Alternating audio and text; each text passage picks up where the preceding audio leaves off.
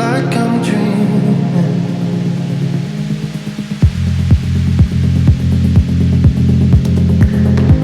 It's like I'm dreaming. It's like I'm dreaming.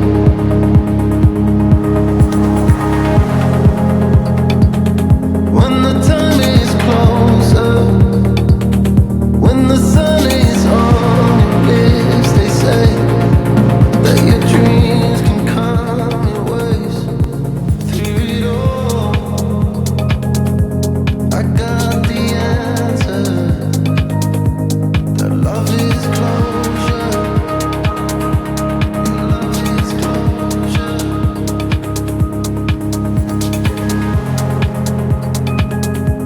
The love is closure. The love is closure.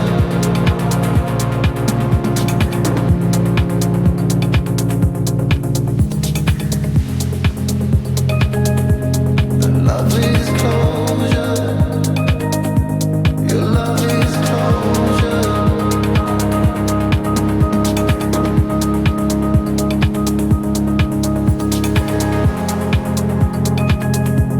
The love is closure. Your love is closure.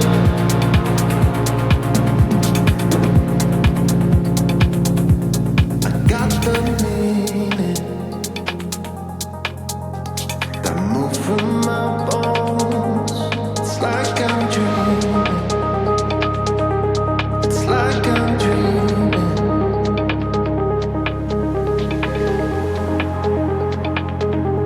It's like I'm dreaming. It's like I'm dreaming. Oh, when the time is closer, when the sun is on your lips, they say that your dreams can come your ways. Through it all, I found the answer. That love is closure. Love is closure.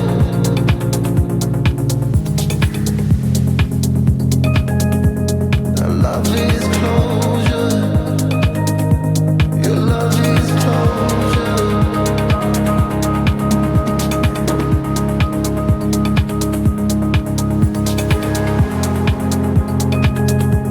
It's like I'm dreaming.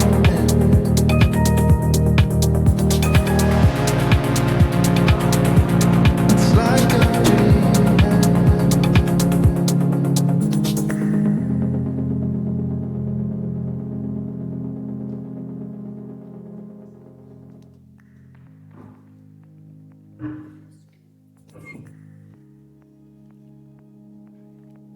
Good afternoon, everyone. Amazing, the amount of people that have showed up today. We all knew Sue, a very special person in our lives. And just to see all these people that took time out of their daily routine lives, crazy lives, and here we are, and we want to celebrate it with Suzanne. Anyways, good afternoon. My name is Pano. I was Suzanne's next door neighbor and very good friend. Today we gather to honor and celebrate the life of Suzanne Labonte. I feel honored to be one of the selected to talk about her and share moments about this amazing lady. Suzanne was a mother, a wife, daughter, sister, and friend to many of us in this room. Born in Chicoutimi, Quebec on February 3rd, 1965, to parents Claude and Madeleine Labonte and one sister, Danielle. Suzanne also lived in Camp Borden in Ontario, where her father was stationed while serving in the Air Forces. In 1976, they settled into Dans le Desormeaux, where Suzanne finished her studies, graduated from McGill as a CMA, and shortly thereafter met Bill Osborne in 1988. Throughout the late 80s and early 90s, Bill and Suzanne lived a life filled with excitement, adventure, in traveling the world, starting a business, and being the life of parties. That's our Suzanne. Until they settled down in 1996 with the birth of Sabrina, and shortly after, in 97, Matthew. Suzanne then shelved her career to dedicate her role as a full-time, dedicated mom. Her priority was always her family, for anybody that really knew Sue. As the kids got older, Suzanne donated her time to helping others by becoming a running instructor, volunteering her time, and staying busy throughout the community.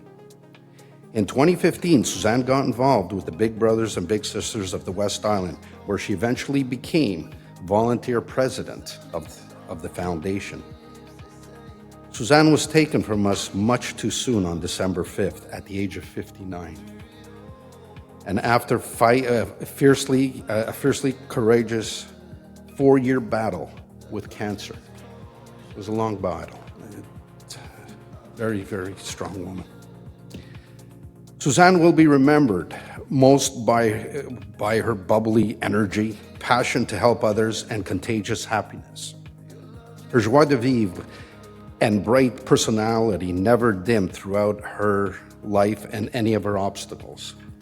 We are here today to celebrate her life, her contributions to the community, her unwavering love, her commitment to making those close to her smile every day. You can all say, when you saw Sue, or if I may, Sue Belinsky, as I called her, it's a personal thing that we had going. She would make everybody smile. That's her special talent that I will never forget. I have a few special words that I'd like to share, just because it's me.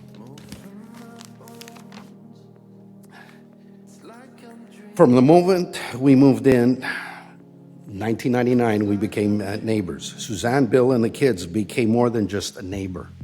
They became our cherished friends. Suzanne was an incredible mother, raising 2 beautiful children who have turned out to be a true reflection of her love and dedication. You guys are your mother. Suzanne was a force to be reckoned with when it came to defending those she cared about. Whether it was family, friends, or neighbors, no one can stand in her way. I'll always remember the days or evenings spent together. Seldom was it a formal invitation. We were right next door neighbors, and still are. It would be just a pop-in, just, hey, what are you doing? Or it was just to say, hey, I'm bored, let's have a drink. Or it was at either one's house having a party. Now, I don't have to say anything past that when it comes to the partying that was done at Bill and Sue's house. Sue always treasured having people at the house, never complained. Amazing. Or it was simply an unexpected knock on the door, asking for sugar or for butter. That was our Sue. All conversations would start, hey, what are you doing?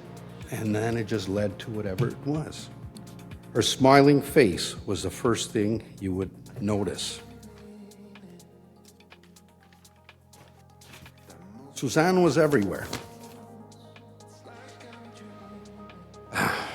Whether it be taking out the garbage, working in the backyard, walking my dog, or just simply pulling up in my driveway, I could not count the number of times Suzanne would be there. And we would just stand there and we would start to talk and talk and talk. 5 minutes, 10, 15, 30 minutes, you never knew. I would walk in the house and my wife would be inside, so she would say, so, Suzanne, right? I said, so she loved her, but it's not, she would say, Suzanne, right? I'd say, yep, yeah, Suzanne. You just never knew. So even if you're rushing to get home, Suzanne's there, like, my savior. Sue, what are we doing? So, I would walk in the house, and then it's going to be very difficult for me going forward. I'm not going to have my friend there waiting to give me that special smile.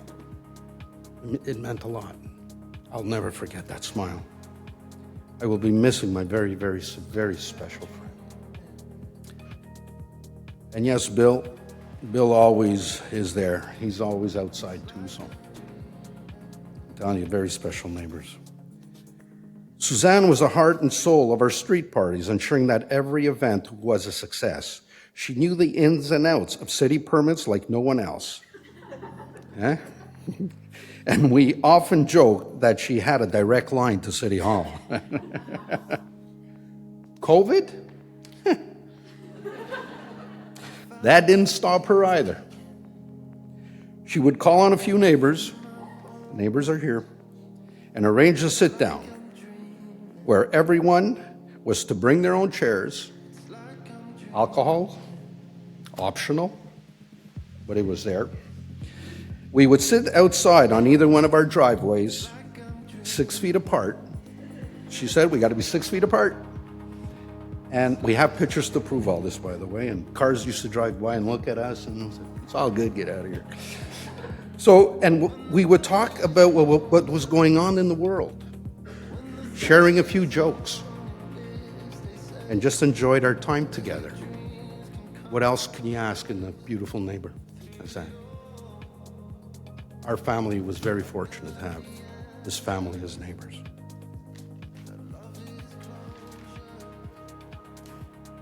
She was always thinking of others before herself, that you all know. Suzanne was a true giver, dedicating time to causes like the Big Brother and Big Sisters Foundation. An avid runner, Suzanne kept us all motivated to stay active. That didn't work with me. Sorry, Sue. I might make it up to you one day, my girl. She'll be deeply missed, not as a neighbor, but as a friend who brought laughter, kindness, and a sense of community wherever she went. We were all better knowing her, and her spirit will live on in our hearts forever. Love you, Sue Belinsky.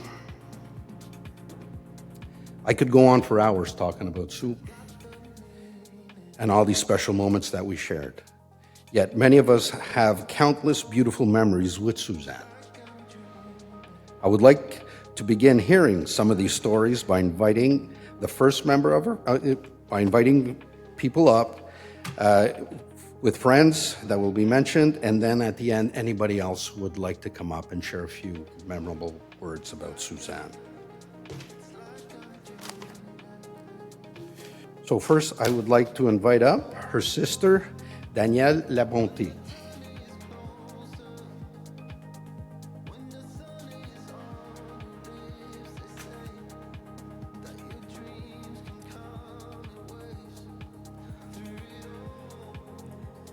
Bonjour à tous et merci de votre présence. Nous sommes très heureux de vous voir aujourd'hui. Ça nous réchauffe le cœur. Il semble impossible qu'on soit tous rassemblés pour rendre hommage à ma petite sœur, Suzanne,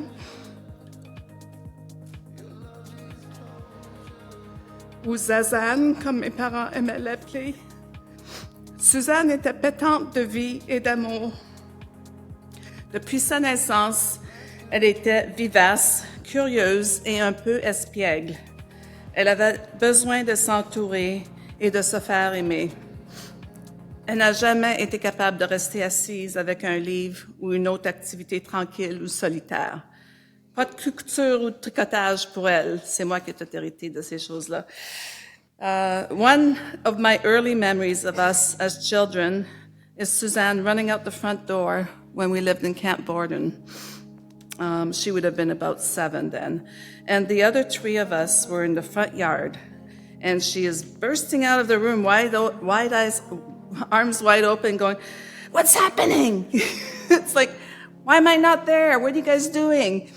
And she always wanted to be part of the action. And even better, she wanted to direct the attention, and later on in life, that's what she did wherever she went. From childhood, she dreamed of having her own family. She poured all her energy and soul into raising Sabrina and Mathieu into the confident, beautiful, and caring adults that they have become. You guys were her biggest pride and joy.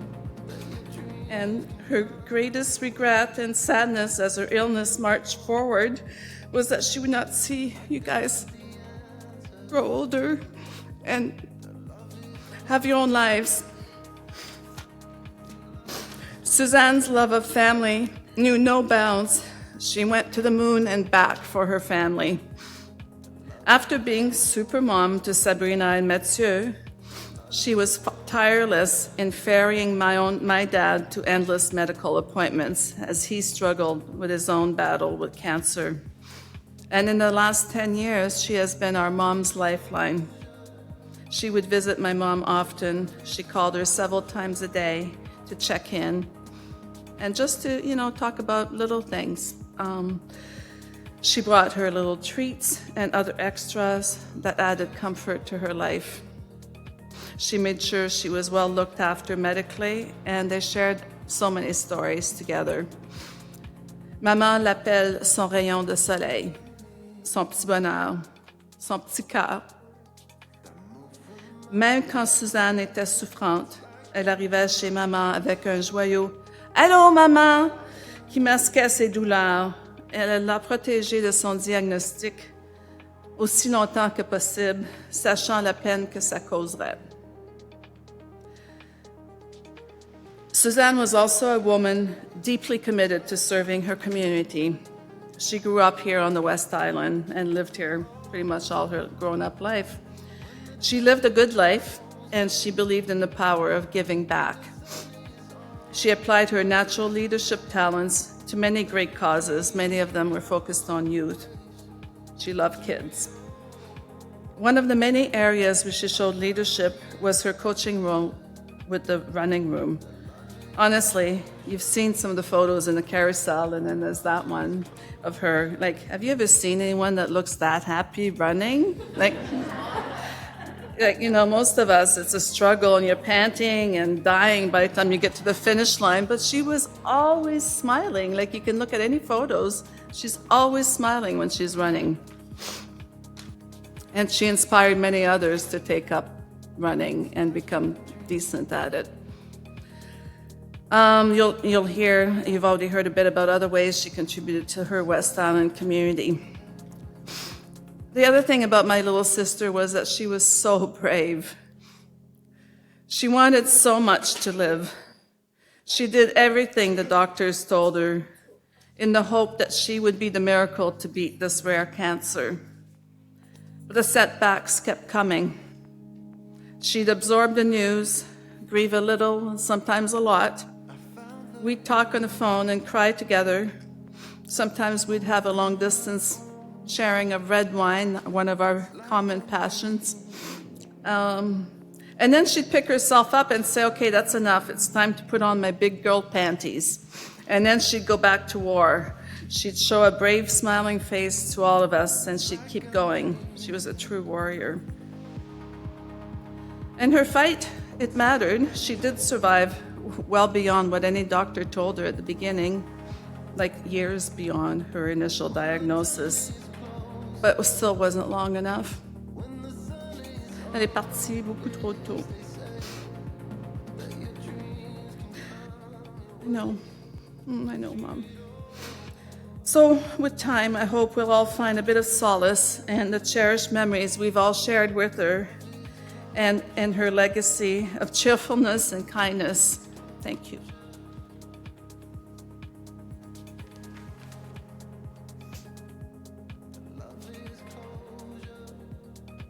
Very kind words, Danielle. Thank you. Next,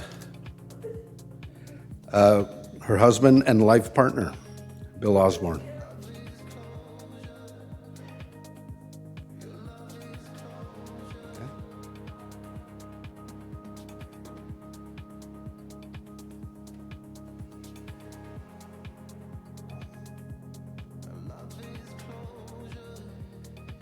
Well, I talk for a living. I don't know if it's going to show today. I can't believe I'm standing here.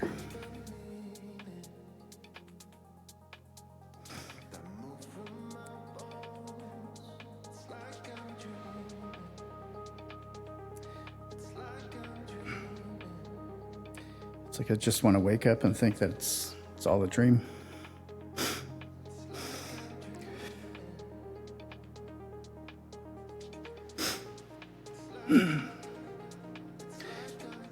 Perhaps I have to think of that way. Like maybe it's just a dream where today is all about, making a very special call out to a very special person, whose sole purpose in life was to spread joy. Only with her kindness and love and spirit and her ability to focus on the little things. If I were to call out that person, it'd have to be Suzanne. Like Suzanne was a master of little things. She had this unique ability just to notice everything around her and to recognize the beauty in the smallest of things, and to find joy in every aspect of her life. She had a very special gift, to always focus on the person that's in front of her.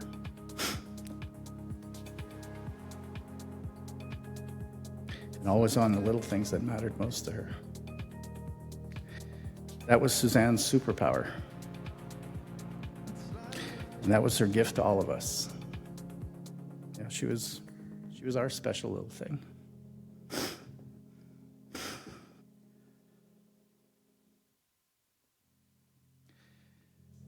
Suzanne, she lived in the present and always with an agenda. Not a personal one, but an agenda to make the world a brighter place for everyone she touched. She was always looking out for others, focused on their needs, and bringing joy to everyone around her, whether she had a glass of wine in her hand or not. Mostly, she just knew how to have fun. She knew how to make people feel special. She gave her time selflessly volunteering for causes that focused on giving, and she never boasts about her own accomplishments or the freedoms that she enjoyed by doing everything she loved, and that was helping others. As a university graduate and gifted with the financial freedom to choose, she chose not to focus on her career, but to volunteer her time to the causes that really mattered most. Suzanne led by example and lived modestly while focusing on making others feel seen, heard, and loved. Suzanne would see everyone she met as a friend that she had yet to discover. And she spent a lot of time discovering those people. I think there's a few people in this room where she took the time basically to get to know them a little and then go home and study and write down all the things they have in common, just so that she could go back and have mutual conversations that resonated with, the person in front of them. She never judged, she never looked down, and she was always made people feel special in her presence. Suzanne's legacy of kindness, love, and joy inspired everyone she met, and I hope it'll continue to inspire us forever. Her biggest gift was getting people to value the little things, the little things that really made life worth living. Suzanne's superpower is real. And I'd like to share a story about a little thing that happened to me. I've titled it,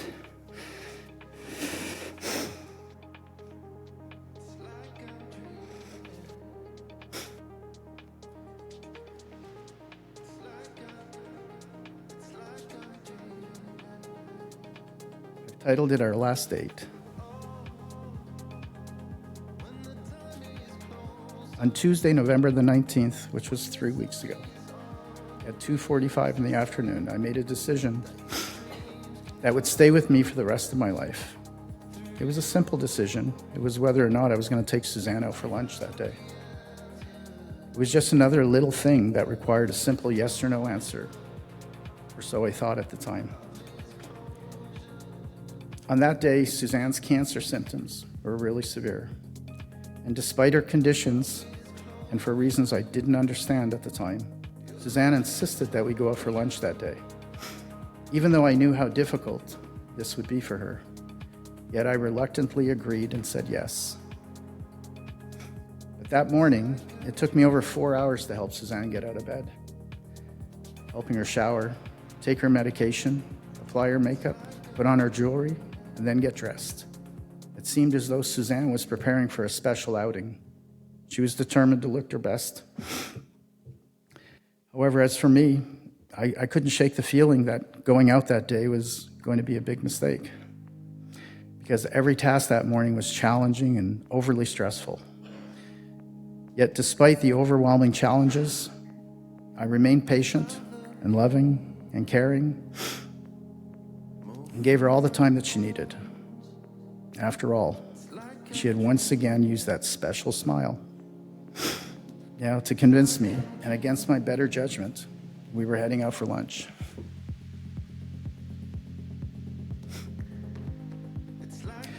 When we finally got in the car, the plan was simple. I would run into her favorite deli and pick up a sandwich while she stayed in the car. And then we would head toward the water and enjoy our lunch. But when we arrived, Suzanne insisted on going into the deli to select her own food, despite barely having the energy to walk. For most, this would have been a simple task, but for Suzanne that day, even the smallest effort felt like a mountain. Still, she did it with such pride and enthusiasm. All I could do was step back and watch, amazed that she ordered more food than we could possibly eat. It was both stressful and inspiring, especially considering her condition. Her energy level was gone, yet her willpower to carry her through the day was there. We had a wonderful time, and looking back, I'm so grateful that I said yes that day. And now, just a few days after, Suzanne was bedridden, unable to walk, unable to do anything for herself.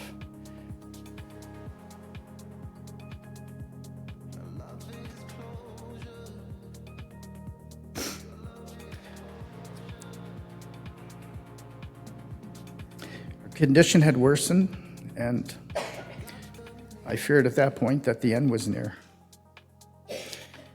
We'd been fighting for 4 years, and now I actually sensed that maybe we were near the end. I can't help but think that Suzanne knew something that was rapidly changing with her health that day. Her energy level was low. I had to carry her down the stairs that day and into the car. She had no strength at all, but somehow she managed to push through, and perhaps knowing this would be her last outing. Looking back, I believe Suzanne's insistence on going out that day was not just a random act. It was as if she knew exactly what she was doing, and that was gifting me with yet another forever memory. This was the memory of our last date. I'm so blessed that I said yes that day, but at the same time, I can't stop thinking about how cruel cancer is and how much time we've lost to the disease. I surely loved all the little things about this bubbly little girl, and she would never stop running. We shared almost 40 years together. We raised 2 beautiful children, Sabrina and Matthew. We traveled the world. We experienced countless moments of joy, and now all I'm left with is this one deeply meaningful moment, our last date. So I'm sharing this story because what seemed like a really simple yes or no answer that day has turned out to be the most meaningful experience of my life. It will now be my forever reminder that it's the little things in life that matter most. And as I reflect, I encourage you to take the time to listen to the little things that your loved ones have to say to you and to be present. Because if you don't, you just may miss your last date.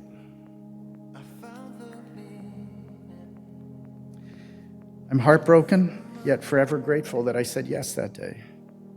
It has given me a memory that I will always cherish, a forever memory of Suzanne's love and great spirit for the little things. Always selfless, always thinking of others. This is Suzanne, It's no wonder she was loved by so many people. Thank you, Suzanne, for not allowing me to have missed out on our last date. So I will forever treasure this memory. Right now, I'm overwhelmed with a mixture of emotions. Like I'm so incredibly happy, but yet so heartbroken. And perhaps this is, what they mean when they say true love. And whatever, or however you want to call it, I hope everyone gets the chance to feel what I'm feeling, because it's truly been like the most meaningful experience of my life. Thank you, Suzanne, for giving me such an amazing life and teaching me her superpower to focus on the little things. Suzanne was a master of little things, and now her great spirit and amazing smile will live on forever in the two little things she left behind.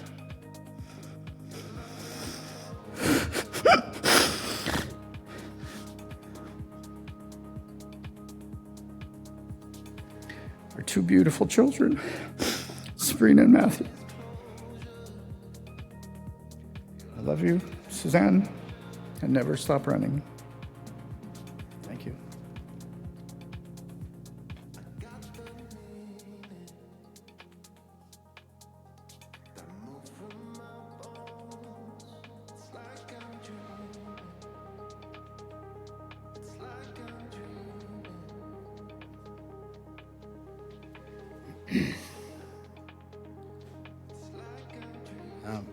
Now, Matthew, of course, Suzanne has a few words to say.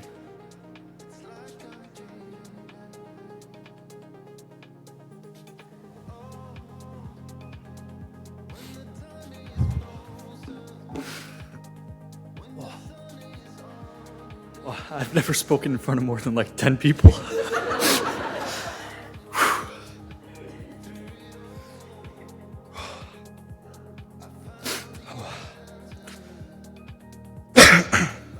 First, I would like to thank each and every one of you for being here today to remember my mom.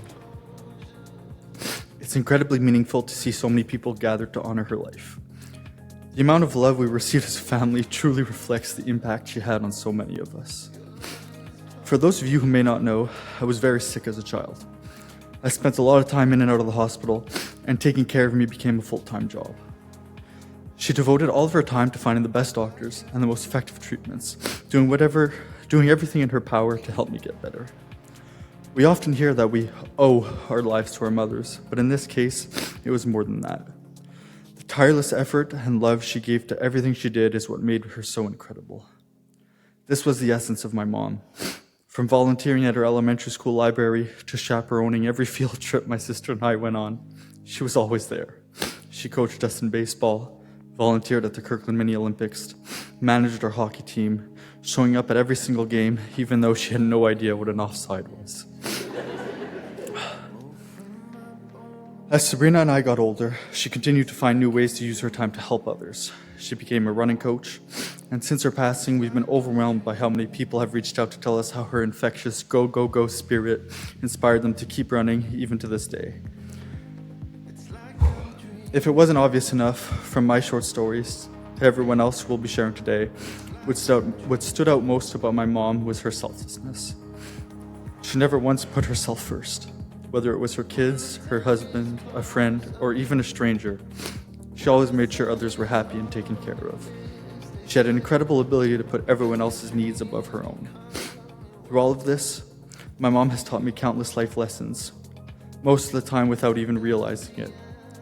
She showed me what it means to be truly giving, to always put love and care into everything you do, and never seek recognition for it. Just by being herself, she set an example that I would carry with me for the rest of my life. I love you, Mom.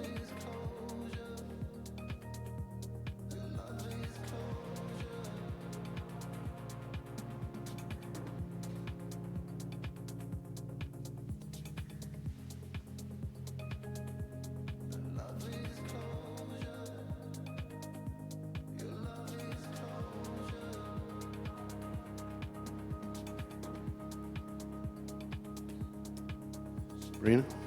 Okay. Sabrina has a few words also.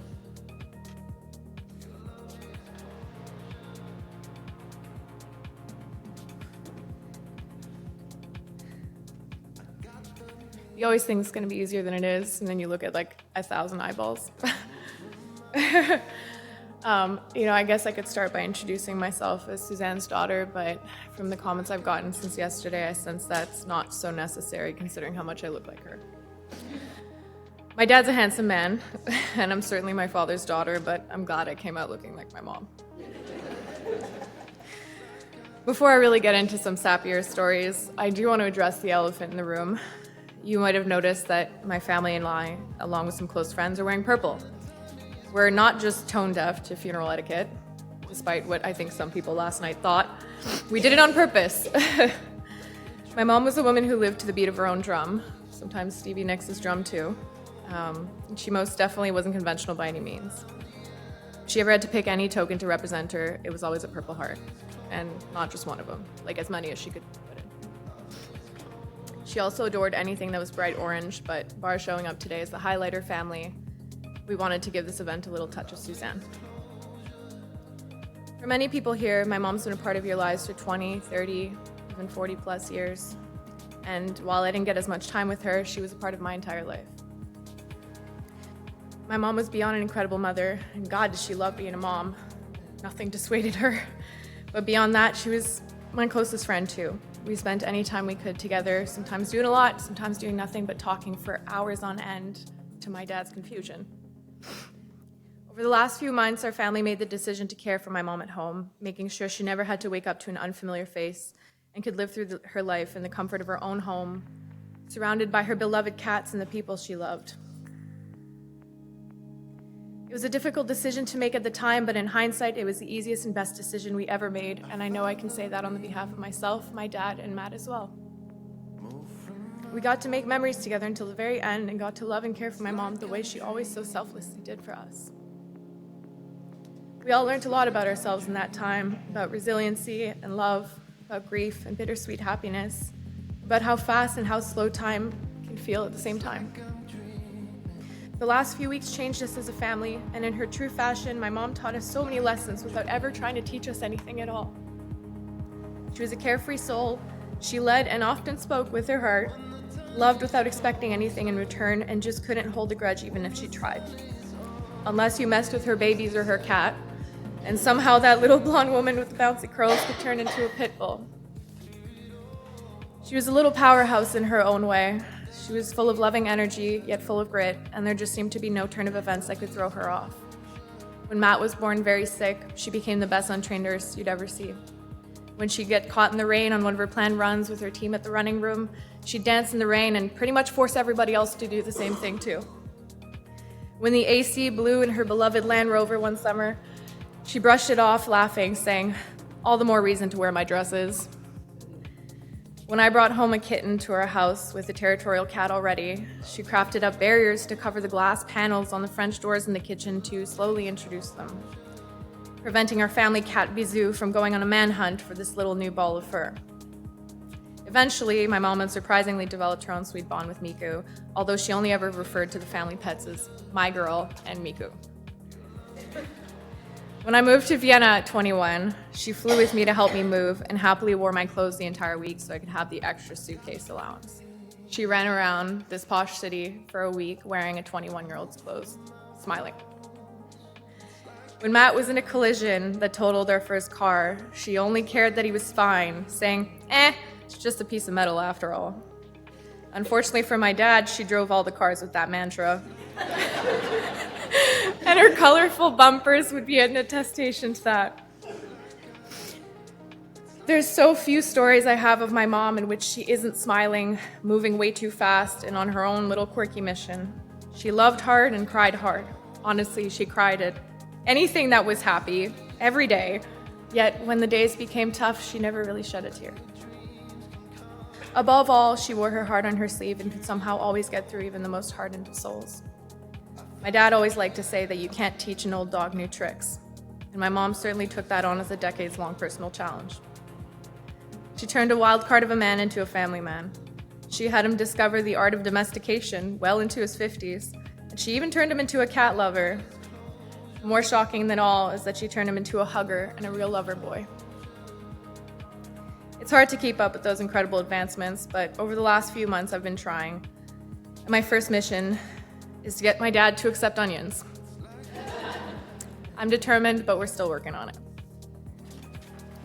My mom just had this magic to her. If she was determined to get through to someone or to accomplish something, there was nothing she'd let get in her way. And while that loving trait made her the incredible mom she was, it's also what made her the endless giver that she was. I was going to tell everybody that on your seats today, there'd be a little card with a QR code on them, but we were so overwhelmed with love and support last night that we pretty much ran out of all of them. So some of you do have a card on your seat, and for the others who don't, you can find the link I'll be referring to in the obituary. That QR code linked to a fund that we've started in my mom's name and in her honor. Since 2015, my mom's involved with Big Brothers Big Sisters West Island, first as a youth mentor, and then joining the board of directors in 2017, eventually becoming the president of the board earlier this year. She was incredibly proud of this progress and was beyond dedicated to the organization and stayed on as acting president until the very last month of her life. She was far from done making an impact for the youth in our community that Big Brothers supports, and as a family, we care deeply about honoring her memory and continuing what she started. A few weeks ago, I reached out to Big Brothers' executive director, Val, and shared the idea of starting a fund in my mom's name to create a new program inspired by one of her many ideas. A cherished colleague at first, and in no time at all a very good friend of my mom's, Val thought the idea was wonderful and helped me work with the organization to set this up. On the day following my mom's passing, I connected with the Big Brothers team to finalize the fundraiser page so we could share it with our community. While on the phone, they asked me what I'd like to send the fundraising goal to which I said, well, I was originally thinking 5 or 10, but I think we can do 15, so let's put that. To which they responded, 1,500, and I finally said, no, 15,000. There was a silence for a second, followed by a wow, and I think that sums it quite well. As of today, we've already blown through this goal of 15,000. I've made the bold ask of the Big Brothers team to bump it up to 25,000. From my family to yours, I would like you to either scan the QR code on the cards if you have one, follow the link in the obituary, and please consider donating what you can to help us hit this goal together. I doubt my mom would have ever believed that her name alone could raise this kind of support for the cause she held so dearly, but as I've always done to both my parents and sometimes to their chagrin, I'm trying to blow them away by accomplishing something they really didn't think I could do. I'd like to introduce our next speaker on that note, Val Pietroantonio, Executive Director of Big Brothers Big Sisters West Island, to share more about the organization and my mom's contribution over the years. From my family and I, and from the Big Brothers team, and especially from the lady with the pretty dresses, thank you for being here and for helping us keep my mom's legacy alive and thriving.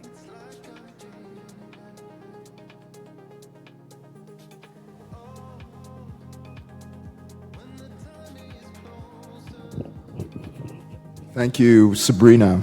Hello, everyone.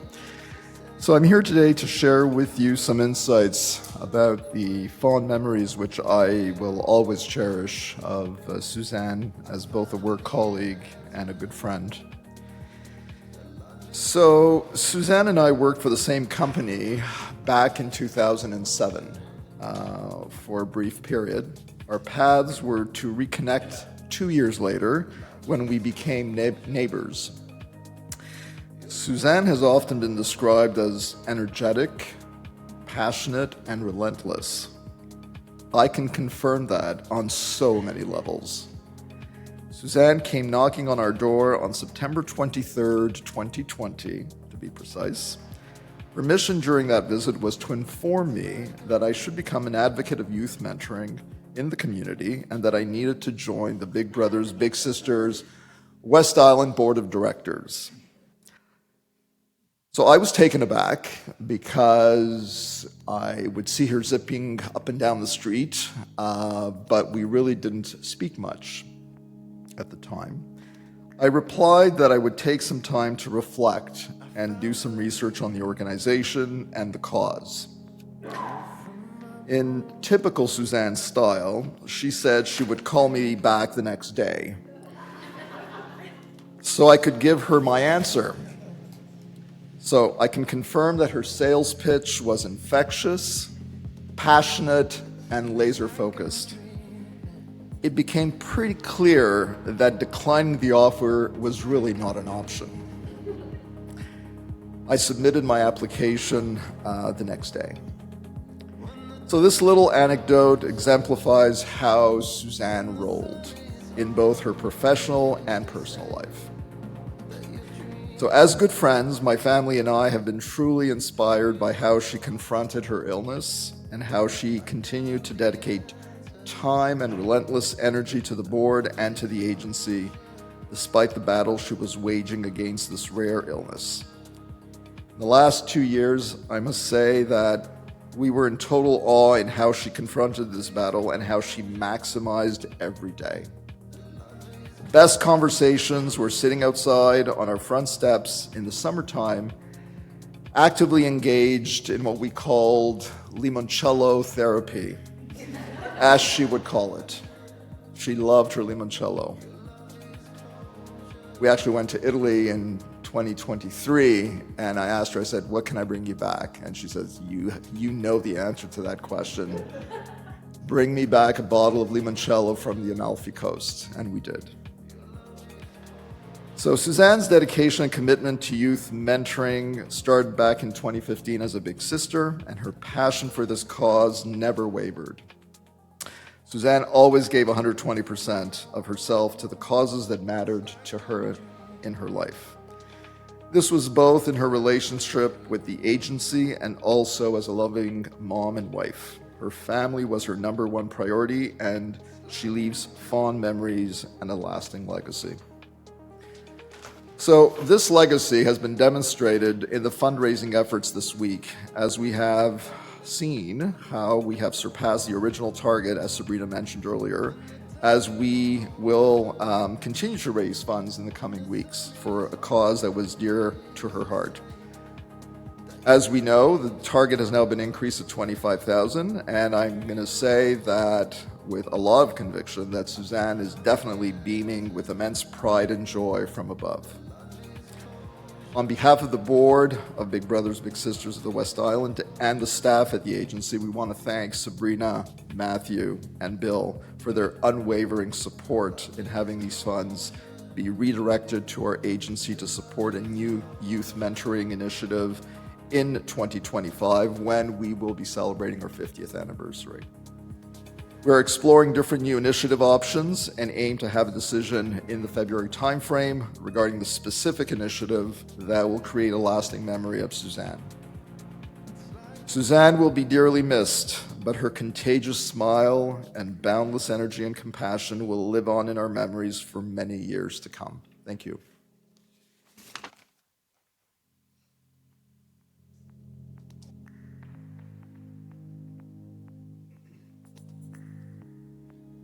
Our next speaker will be Nathalie Bangert, a childhood friend and lifelong best friend.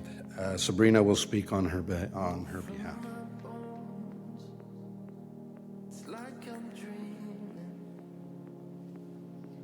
Hi again. I'll be speaking on behalf of Nathalie. So after, when you speak to her and you hear her bubbly voice, transpose it into my words. I wish I could speak to you today, but I'm grateful to Sabrina for reading this on my behalf. Suzanne was my oldest and dearest friend, and it's an honor to share a little about the extraordinary person she was and the joy she brought into so many lives. We first met as children in the park at the bottom of Place Gauthier. I was 9 years old, sitting on a rock, crying. My family had just moved to Montreal from Quebec City, and I felt completely lost, struggling to learn English and fit in. Then along came Suzanne. With her sparkling blue eyes, her cascade of curly blonde hair catching the sunlight, and a smile as warm as the summer sun, she started talking to me. And true to form, she never stopped. That moment changed my life, marking the beginning of a friendship that would last a lifetime. We grew up together, attending Wilder Penfield Elementary and later Pierrefonds Comprehensive. Suzanne was always the clever, responsible one. Somehow I don't believe that, but while I somehow managed to get us into trouble. Suzanne had this incredible talent. She could join in on the fun and chaos without ever getting caught. I admired that about her, just as I admired her kindness, her sense of humor, and her unwavering loyalty. When I kissed a boy for the first time, Suzanne was the first person I told. She wasn't for me. And of course, it was the same when she had her first kiss. Summers often found us lounging around Patrick Cameron's pool, dreaming about our futures. One year, when we were just 12, we even took Westminster Park Recreation to small claims court because they refused to pay us as counselors in training. That was Suzanne's idea. Her inner accountant already shining through. And we won. Our whopping $375 out each felt like a fortune at the time. After school, Suzanne pursued her studies at John Abbott College and McGill University with the same determination she brought to everything in life. I took a different path, moving to the UK to marry and start a family. Though distance separated us, Suzanne never let our friendship wane. Through letters, phone calls, and visits, she remained a steadfast presence in my life, no matter where it was. When our children were young, our visits were often brief. A quick evening together en route to Tremblant, perhaps. There was one visit to Toronto where Suzanne and I might have had a bit too much wine the night before, leaving me nursing a hangover while she was up early making breakfast like nothing had happened. My daughter Natasha found me slumped at the kitchen counter, and like any concerned child, asked if I was okay. Suzanne, never missing a beat, chimed in, "Your mom's a lightweight. She used to be fun. She needs to suck it up before I start to feel old."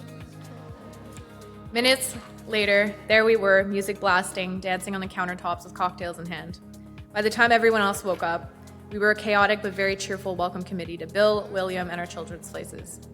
That's how Suzanne was, always ready to turn any moment into a celebration. Even as the years passed and my family relocated to Florida, we reconnected more deeply. Suzanne would visit me in the sunshine, and it always felt as though no time had passed. That was her gift, making you feel instantly at home, as though you belonged. In the summer of 2003, when my mother fell ill, Suzanne showed me the depth of her passion and loyalty. During those 7 weeks I spent in Montreal caring for my mom, Suzanne came to my parents' house every single night. She'd sit with me outside on the stoop, offering comfort and support. I will never forget her kindness during that difficult time. Suzanne had an incredible capacity to care for others, which is why organizations like Big Brothers and Big Sisters became such a meaningful part of her life. When Suzanne was diagnosed with cancer 4 years ago, she faced it with the same courage and determination that defined her. We spent countless evenings on the phone, laughing, sharing, and supporting each other as best as we could. I visited whenever possible, and we found joy in the little escapes. A weekend at the cottage or a night downtown in Montreal filled with laughter and connection. Even as the illness took so much from her, Suzanne never let it take her spirit. She remained active, cheerful, and unstoppable to the very end. Suzanne had strong opinions. I concur. Let's just say that she never left you wondering what she thought, but she shared them with warmth and humor that made her magnetic. Whether she was lovingly teasing me or offering heartfelt advice, Suzanne had a way of making you feel lucky to be in her orbit. The last year we spent together was nothing short of amazing. The laughter and moments of girl time will forever remain etched in my heart. The last time I saw Suzanne was on November 10th, 2024 at 10:30 a.m. I hugged her, kissed her, and most importantly, we shared our final Eskimo kiss. Suzanne changed my life that day in the park all those years ago, and she kept changing it for the better every day after. She was my friend, my confidant, my dance partner, and my partner in crime. I will miss her more than words can say, but I know she's up there now, probably organizing something wonderful, or getting into some little harmless trouble. I know her spirit lives on in all of us who loved her. Heaven just got a little more fun. Until we meet again, à bientôt, ma belle.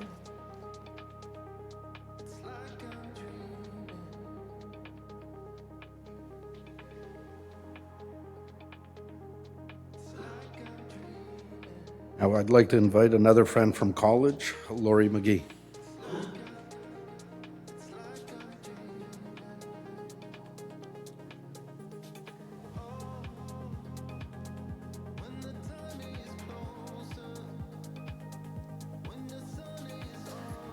Hi everyone, I'm Laurie, or Glory Laurie to Suzanne. Suzanne and I went to the same high school, but we didn't really know each other. But it was in the first semester of CEGEP that we found ourselves in the same program and almost all the same classes. I won the friend lottery that day. Smart, funny, caring, and full of good energy. She was the best friend. From then on, and for the next 6 years or so, we scheduled every single class together. I used to pick up Suzanne every morning in my little Honda Civic. And one morning, after many discussions about what we're going to do next, Suzanne got in the car and told me we're going to be professionals. I said, okay, professional what? She replied, accountants. I said, really? She said, yep. So we both applied to McGill, and that's what we did. Suzanne was in, I was in. Suzanne was super organized and planned who did what for homework so we could share and get it done like fast. Neither of us had a ton of patience, but she was better than me. We used to laugh when we had an assignment that we had to write 5 pages. Suzanne could stretch it out to 6 when I thought half a page was just enough. She would try to help me make it longer, and I'd say, well, that's just obvious. She would shake her head at me and just say, so what, just write it. The reason Suzanne called me Glory was because one night we're out, some random guy came over and introduced himself and asked us our names. I said, Laurie, to which he replied, Glory? Suzanne instantly started laughing so hard she nearly split out her drink. Her laughing made me start laughing, and the poor guy felt so uncomfortable he just walked away. Suzanne called me Glory from that moment on, and even introduced me to people that way. It was pretty embarrassing. We worked pretty hard during the school days because we both had jobs as well, but we made it a point to also have a lot of fun. One break, we booked a trip to Florida, and we had an amazing time. I'll never forget the night we were driving on this dark, winding road. Suzanne was driving, and we drove over something. The front wheels went ba-boom, and the back wheels, ba-boom. We screamed. We're like, oh my God, we drove over a body. So we decided to, because great ideas were flying that night, get out of the car, walked to the front, and we held on to each other and crept around to the back to go see the body. And then all of a sudden, Suzanne notices, and she yells out, oh my God, it's a bleep beep armadillo. We know she didn't say bleep beep. We doubled over laughing and got in the car and kept on going. Suzanne came into my life about a year after my family suffered a pretty hard, tragic event that none of us were nearly over. And I never thanked her for playing such a huge role in helping me through that. Her good energy and humor and making sure that we did everything we needed to do had a huge positive impact on me when I really needed it. Suzanne always put everyone first, even when things were tough on her. She worried more about the impact on others when she got ill than the impact on herself. Suzanne, Susie Q, so many of us will never forget you. You'll always be loved. Keep on telling good stories, everyone. Suzanne, because you look like Suzanne. Sabrina and Matthew, I'm so sorry for your loss. Your sweet wife and mother fought so hard to be with you, one day at a time.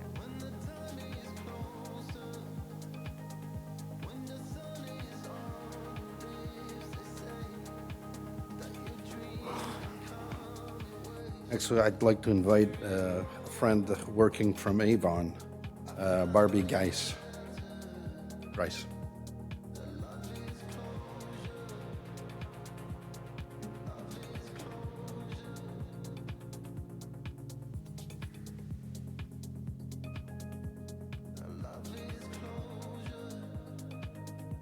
Suzanne would always say that her and I are vertically challenged. So I'm just trying to, can you guys hear me? Yeah, okay.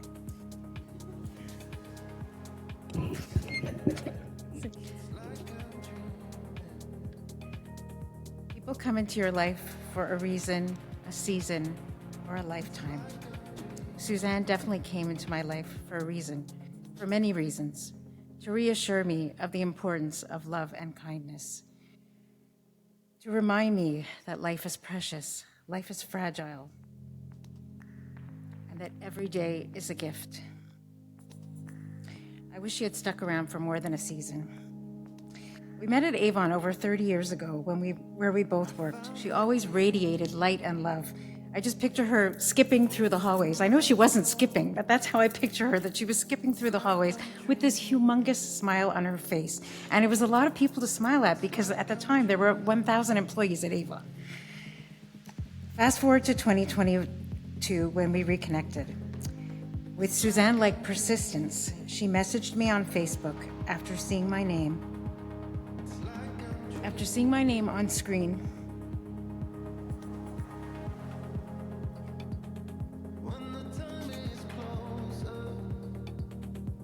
Suzanne messaged me on Facebook after seeing my name on screen during a virtual Pilates class we were both doing with the West Island Cancer Wellness Center. As she was navigating her own cancer journey and trying her best to manage daily pain, she devoted herself to becoming my champion. In fact, she dropped this off at my house after my first treatment, she had one sort of like it, and it was it's to put in a pad with essential oil, and she left it at my doorstep and said, this will help you, this will help.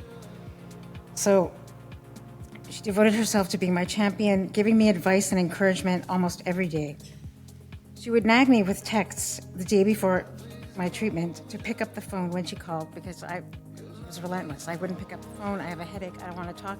No. You pick up that phone. I'm going to pump you up. And she did.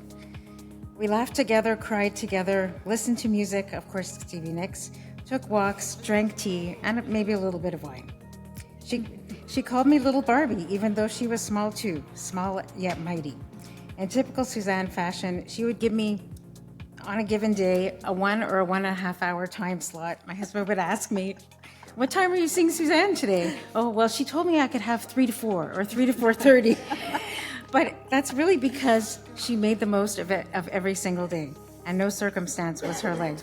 She made the most of every day, filling it with love and giving to everyone, giving to the most important people in her life, to big brothers, to her family, and to her friends. Her cancer was not her life. She refused to give in to it and lie on the couch all day. She would often say to me, and pardon my language, nobody's sworn yet, but I'm going to swear, she would often say, fuck cancer, and I would say the same thing back to her. We all know that in the end, it doesn't matter what kind of car you drive, what kind of house you live in, what kind of shiny objects you have or you don't have, but your legacy is how you make people feel. Suzanne had the hugest heart of anyone I know, and she sprinkled her seeds of love and kindness everywhere she went and with everyone she met, making them feel so special. She gave so much, and she asked for so little. Suzanne, I am so grateful for the gift of your friendship and for the time we spent together, especially in the past year. Actually, a year ago today, we spent a snowy weekend up at the cottage, Jane and I and Suzanne, where she was fighting with that damn pellet stove bill. The never-ending phone calls. Turning my last day at Avon into a celebration dinner with thoughtful gifts. Meeting your BFF, Nathalie, with my BFF, Jane, when I couldn't get a word in edgewise with the three of you talking. Forget it. Bringing you sunflowers and giving you hugs. Sitting proudly by your side at the recent Big Brother fundraiser, where you gave a beautiful opening speech 1 minute after having a really rough coughing spell. And even more recently, a few weeks ago, having one last visit with you, when you gave me the hugest hug possible and lifted up your oxygen mask. Matthew, you were there. And she goes, I am one tough bitch. And we giggled and we said, you are. And you know what? You are, because you're my awesome, awesome friend. Suzanne, thank you for everything you gave me and everything you taught me. I know you were upstairs and you're twirling and dancing in a purple flowy dress to Stevie Nicks with all your blonde curls. And why? Well, because you're awesome. You're awesome, my friend, and don't ever, ever forget it. Rest in peace, Suzanne. Love you more.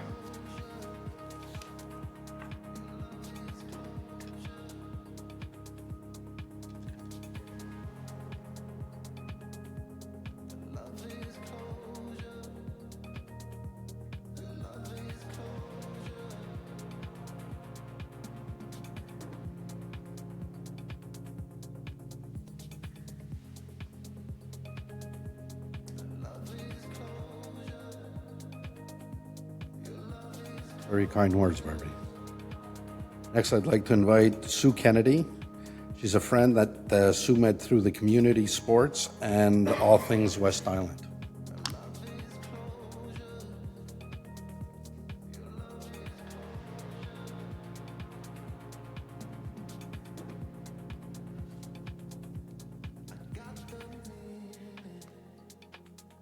Hi, I'm Sue.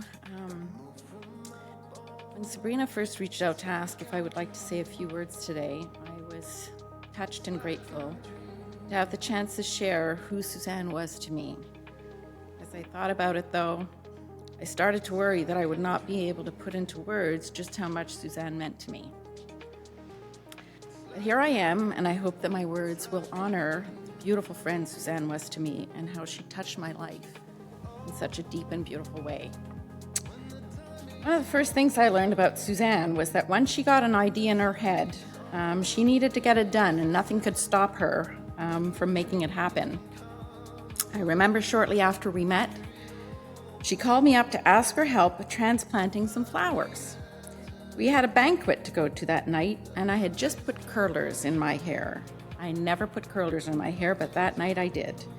It was rainy and cold that day, and I told her that I would feel ridiculous showing up with a plastic bag over my head, but she managed to convince me anyways. So we spent the next hour laughing, getting soaked, but in the end, the flowers got planted, and we gave Belle a good laugh. As I got to know her, I realized very quickly that there was nothing fake about Suzanne, and I loved her for that. She was one of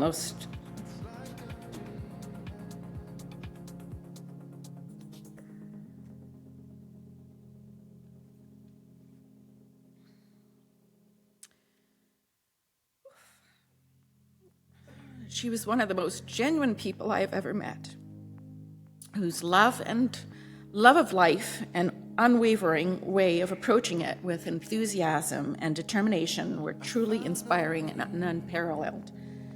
She's one of the strongest, hard-working people I've ever met, and her strength and will to live, particularly following her diagnosis, were stunning. She was often in so much pain, yet rarely complained, and was very stubborn when it came to asking for help, as she never wanted to be a burden. It doesn't happen very often in life that you come across a true friend like Suzanne. She was a beautiful and vibrant soul whose radiant smile and fun-loving nature would light up any room, and she certainly cast a bright light in my life. Looking out at all of you who have gathered here today is a testament as to who Suzanne was and the many lives she touched in such a special way. She had such a big heart, and it showed through the love and care she had for her family and friends, the volunteer work she did for various organizations through the years, and simply put, her willingness to help in whatever way she could to make a difference in people's lives. That was who Suzanne was to me. Suzanne and I shared many special moments together, and often we would say that it was too bad we hadn't met sooner in life, that we should have had more time together. The truth is,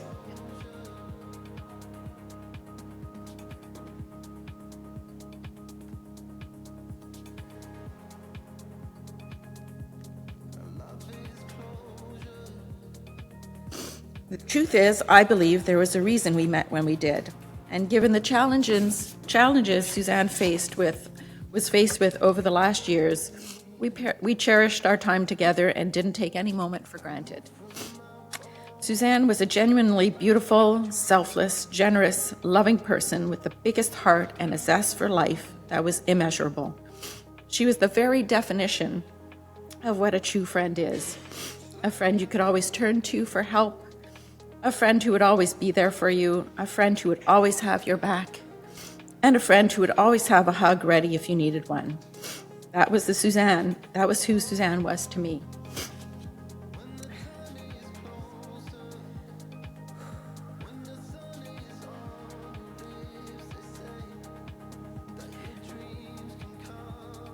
To Sabrina and Matthew,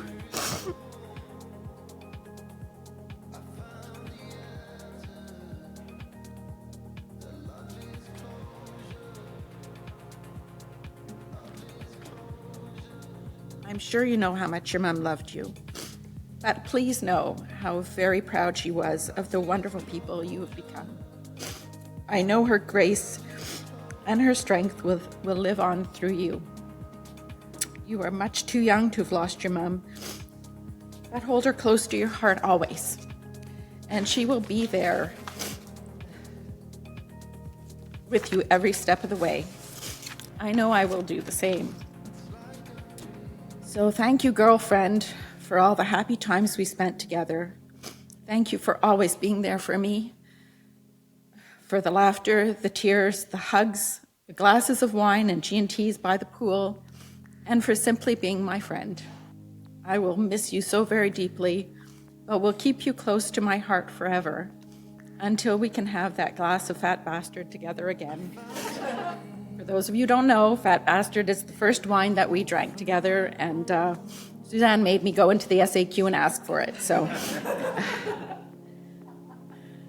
I love you, girlfriend.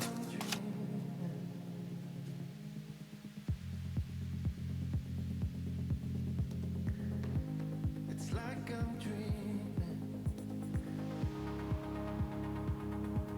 It's like I'm dreaming.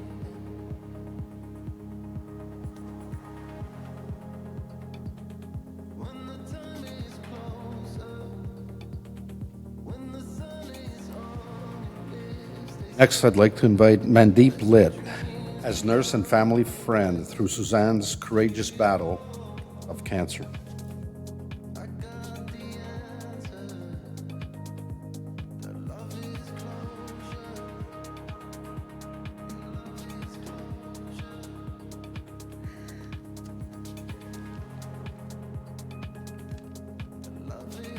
Sorry. Really sorry. I'm kind of a new kid on the block for Suzanne's friendship, but I met her professionally, but I will take a little bit of liberty. We had an instant intimacy relationship together. We shared a lot of values together. We were authentic. We were not shy to say what we need to say. That really brought us closer. And also, I feel very honored to say a few words about Suzanne, as her family invited me to be a part of them. My name is Mandeep Litt, and I'm a palliative care nurse. I work at the CLSC, Lac Saint Louis. I met Suzanne in mid-June, and I did got the referral in beginning of May. I made a few phone calls, and I knew who wants to meet palliative care nurse, you know. And we met, and we connect.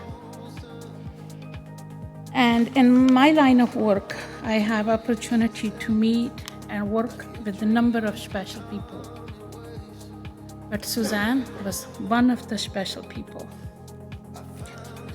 Although Suzanne and I were practically neighbors for many years, I never really had the opportunity to get to know her until she was facing the end of her life. In my recent work with Suzanne and her family, I came close to her and learned that she had filled many roles in her life. She was a loving wife and caring mother to her 2 children. You guys were her biggest accomplishment. We had a heart-to-heart talk, and I just want to let you guys know. And she was a beautiful daughter and caring sibling and active member of our community, and she was a dear friend to many others. Facing end of life is inevitable and daunting task for all of us. Embracing one of our life can also be a time of reflection and make the most of our last and very precious moment with our loved ones, as Bill and Suzanne did her last date, and as Sabrina did her nails, and as Matthew lied down with her and hugged her. And Suzanne did such a beautiful and meaningful way. It was a privilege to me to bear the witness to Suzanne as she accompanied her family on this very difficult and personal journey. I also witnessed, I was there every day. I also witnessed the incredible care and the love that Bill, Sabrina, and Matthew provided to to Suzanne. As you guys all know, Suzanne had that sense of humor, but she made Bill run around up and down stairs.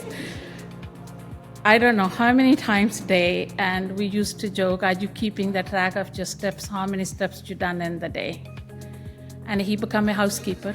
He was very good housekeeper. He was multitasking, and he's excellent keeping all the notes. Every morning I come, he will debrief me everything. And he become uncertified nurse. Yeah. And our questions becoming smaller and smaller because as he was learning so quickly, you guys know him better than me, he is a very fast learner. And I hope that you all take a great comfort knowing that all of you guys, you helped her with the peaceful transition and to place where she can now rest. And you all made it possible for her to do it her way, having those individual conversations, how she wanted, but she don't want it to be burdened. Dignity was so important to her, as well as her self-respect. But you made it all happen. And I have been doing this work for some time now, and I can honestly say that this was the most beautiful end of life that I ever been a part of.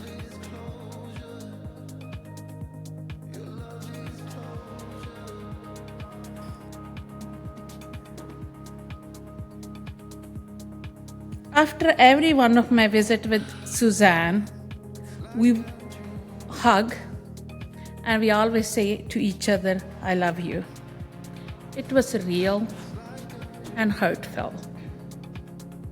Even the 2 days before, she didn't have the much energy to say much, but I could still read her lips, what she was trying to say to me. And being as a nurse, I think that was the biggest compliment I can take from her. Suzanne's life on the earth is now over. Her pain has ended. Yet, for all of us who were fortunate enough to have met Suzanne, and her loving and caring spirit will remain with us forever. Rest in peace, my dear friend. Your spirit, laughter, and I would say, friendship will forever remain in my heart. I was going to say something, but I might say it. That's why I always speak my mind, so I hold back. I was going to say, because me and Suzanne always end our conversation with the hug and I love you. And I was going to ask this, if you feel comfortable. You can hold hand, you can hug. In Suzanne's honor, I will ask each of you here today, turn to the person next to you and share a comforting hug. I mean hug, just don't do the tap, just hug. Tell each other, yeah.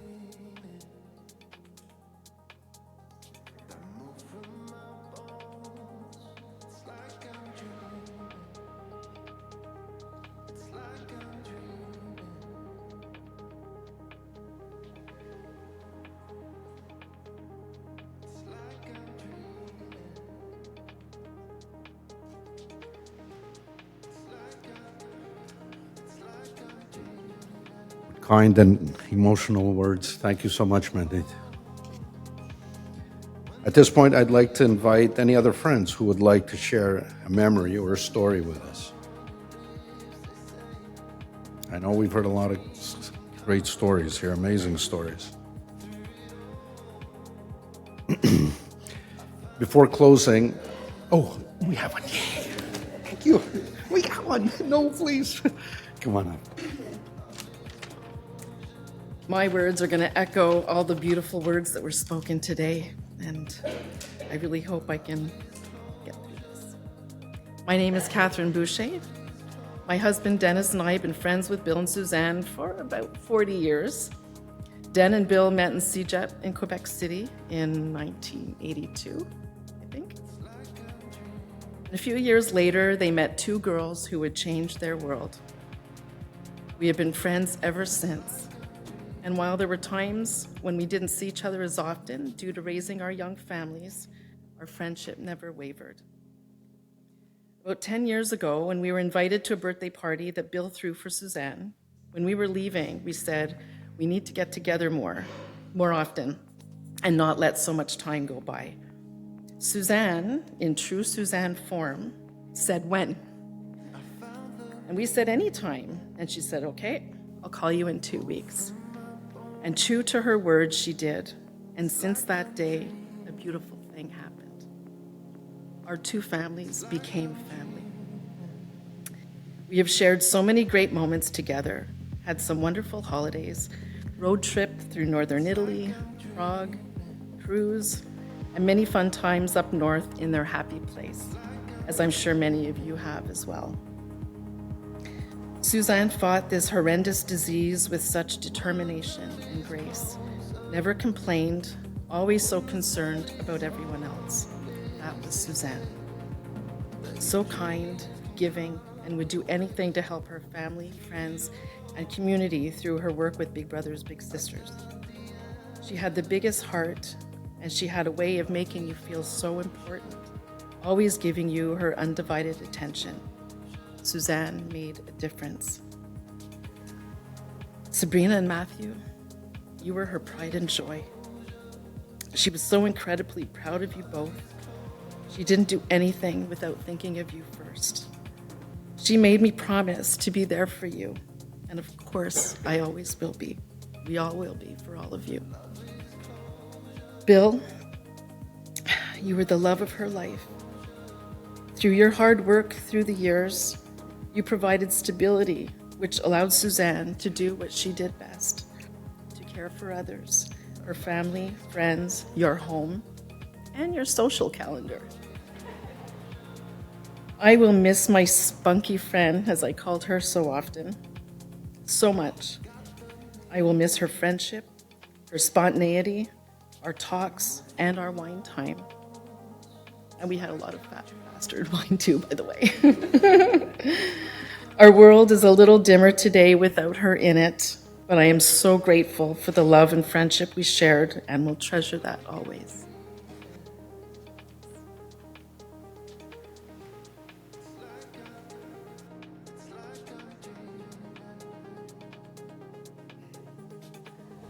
Is there anybody else that would like to share a story? Okay. I want to thank everybody who shared their story today.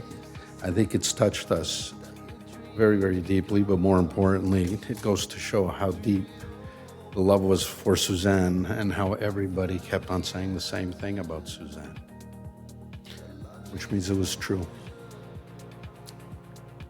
We were all blessed to know Subolinski. Before closing, I'd ask when we do get up if everybody can move away from the wall, because it's going to be a folding wall only when we get up, so they can open up so we can celebrate a little bit after. The family would like to invite everyone to gather for drinks and food, and if you'd like to drop a little dance move to Suzanne's favorite song, she will be smiling if we do. Thank you, everybody, for coming.